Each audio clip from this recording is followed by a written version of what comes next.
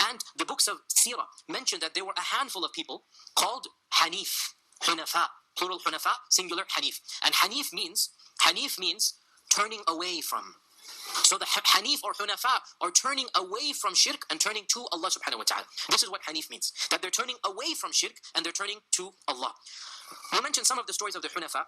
One of the most interesting hunafa, which we only have literally 4 or 5 paragraphs of knowledge about, is Qus ibn Sa'ida. Qus ibn Sa'ida. Qus ibn Sa'ida was not from the Quraysh. He was from the Banu Iyad, a tribe that was far away, in modern day around Oman and Bahrain, that area. And Qus ibn Sa'ida was probably around 80, 90. Of course, the books generally exaggerate. They say 100, 150, some even say 300. But we can imagine he was an old man when the Prophet ﷺ saw him as a young man. So the Prophet ﷺ met Qus ibn Sa'ida when he was in his 20s. And Qus ibn Sa'ida would come to Mecca for the Hajj. Remember, the Hajj is a universal right. People from all over Arabia are coming. So Qus ibn Sa'ida came from the Banu Iyad, and he was preaching against idolatry. And it is mentioned that he was one of the most eloquent of the poets.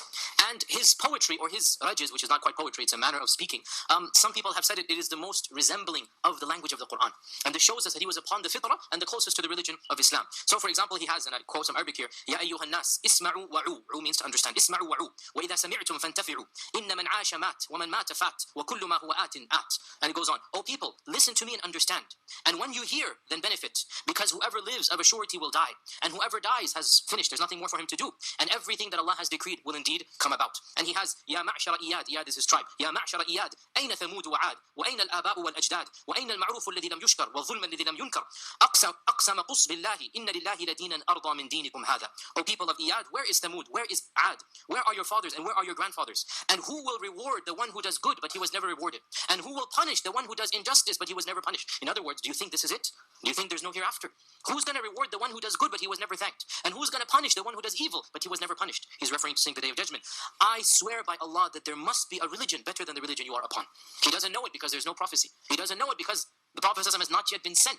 And it is said many, many years later, in the 9th year of the Hijrah, this is 50 or 40 years after the Prophet ﷺ first met Qus, that when the Banu Iyad came to accept Islam, the Prophet ﷺ said, where is Qus ibn Iyad? Who amongst you knows him? So they said, he died a long time ago, 4 decades or something ago. So the Prophet ﷺ said, I remember him on a camel, a red camel, and I remember that he had mesmerizing speech. Can anybody amongst you remind me of it? So they reminded him of that speech, and this is some of what I narrated to you right now. So they reminded him of what Qus said, and the Prophet ﷺ liked what Qus had said. And this shows that there was some remnants of Tawheed.